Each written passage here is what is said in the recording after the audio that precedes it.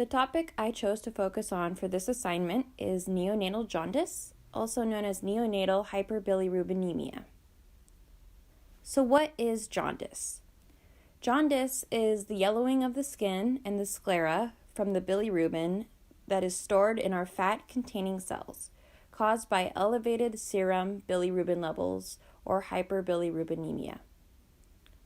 This elevated level of bilirubin in the newborn's blood can be caused by a decrease in their extracellular fluid volume, as well as the short lifespan of a newborn's red blood cells. The decreased fluid volume creates an increase in hematocrit and an increase in red blood cell breakdown, which then results in a higher level of bilirubin. The biggest risk to jaundice for the neonate is a condition called kernicterus. This is permanent brain damage caused by untreated and uncontrolled hyperbilirubinemia that has gone into the blood flow to the brain. This leads to many neurological conditions, including atherioid cerebral palsy, hearing loss, developmental disabilities, and problems with moving their eyes, especially moving them in an upward direction. Symptoms of kernicterus includes extreme sleepiness and lethargy, an unusually high-pitched cry, poor muscle tone, and it is typically accompanied with a fever. There are many factors that put a neonate at risk for jaundice. These risk factors include insufficient breastfeeding, a family history of neonatal jaundice, bruising, especially cephalohematoma, assisted delivery with forceps or a vacuum, enclosed hemorrhages that occurred as a result from a complicated vaginal birth, the neonate being premature, the mother having diabetes, ABO incompatibility, polycythemia, being of the Asian ethnicity, a maternal age of over 25, and being male. Signs and symptoms of jaundice are fairly straightforward and can usually be seen visually with the yellowing of the skin and sclera, or yellowing of the mucous membranes in neonates with darker skin tones, as yellowing of their skin can be harder to identify. Their labs will also show an elevated serum bilirubin concentration, which is something continuously monitored once hyperbilirubinemia is diagnosed. Other symptoms of jaundice include diminished reflexes, lethargy, seizures, diagnosis of hemolytic anemia, change in behavior, evident bleeding, hypotonia, excessive jaundice will be seen before 24 hours of life. Goals for the patient would include reducing their bilirubin levels through consistent feedings and increased excretions of bilirubin through stool and urine. It is also important to remove maternal antibodies and sensitized erythrocytes, as these can also contribute to the high bilirubin in the neonate's blood. During this time, it is vital that parents bond with the newborn as much as possible to promote development and ease anxieties the parents may have while their baby is in the NICU.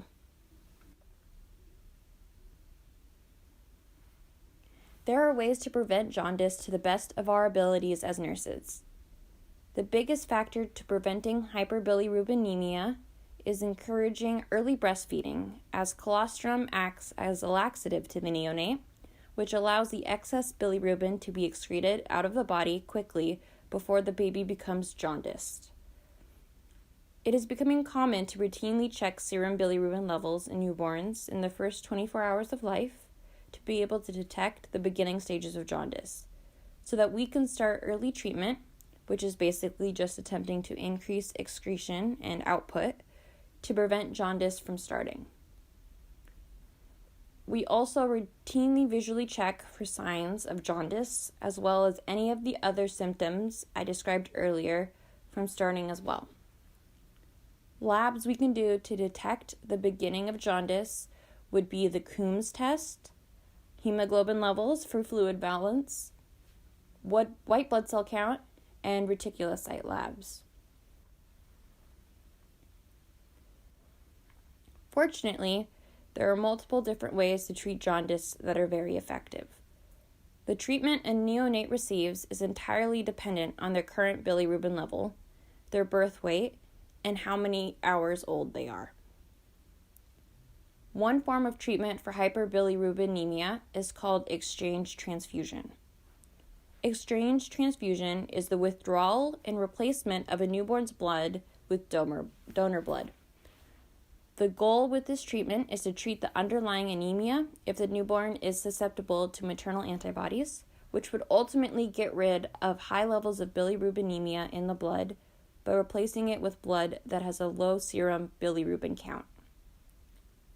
The treatment can be potentially dangerous and harmful to the baby due to the risk of HIV infection and hepatitis.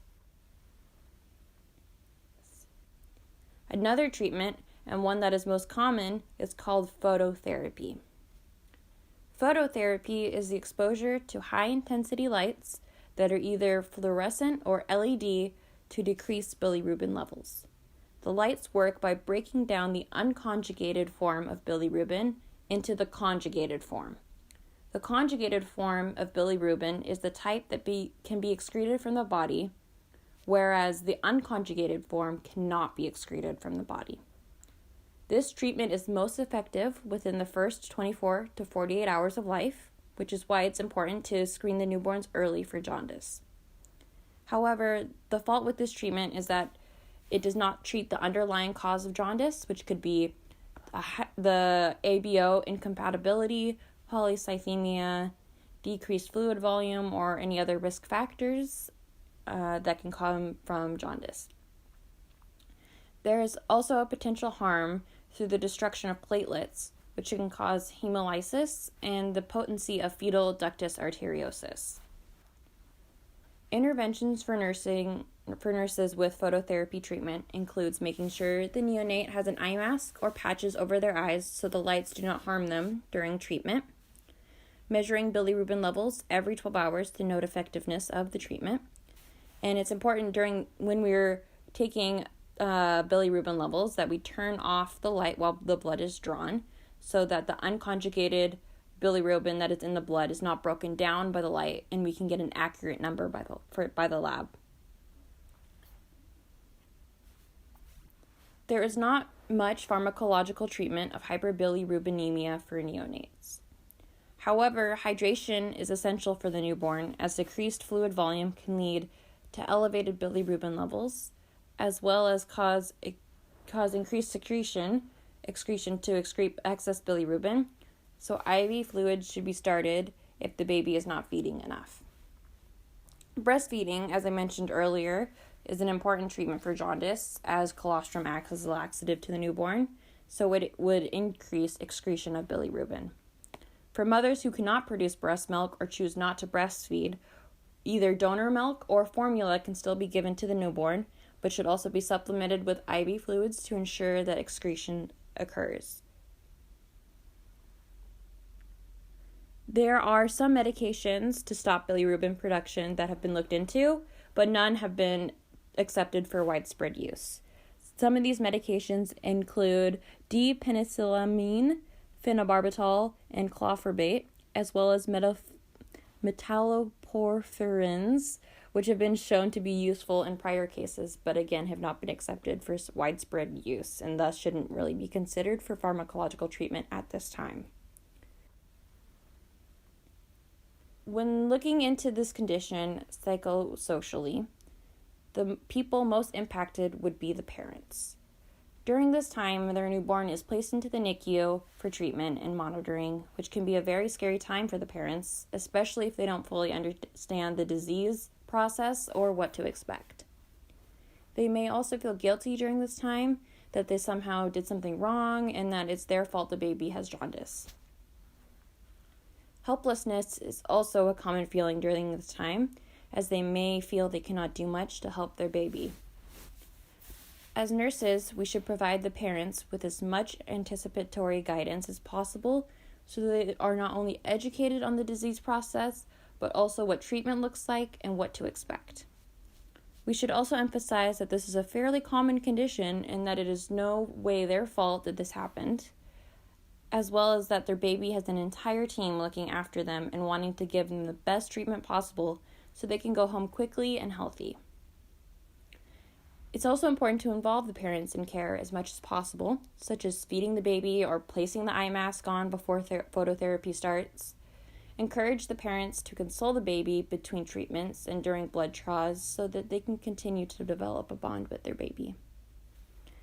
Explaining the monitoring and tools in a room can help them become familiar with equipment, and make sure to answer any questions the parents may have to assure that they feel as comfortable as possible during this time. Outside education for families can be found on the Seattle Children's website as well as Mayo Clinic. We can print these sources out ourselves if they do not have access to a computer and highlight the most important information for them. Both of these sources talk about the disease process in simple living room language terms, and they answer frequently asked questions the parents may have. Another source that can be used is a book called Neonatal Jaundice: Facts, Belief, and Practice Informative Care for Health Professionals and Mothers by Nouraniza Kasim, which goes more in depth than the other two sources for parents who want to understand the disease process on a more physiological, in-depth level. This source is also available for those who do not have access to a computer and can be bought at a local bookstore or borrowed from the library.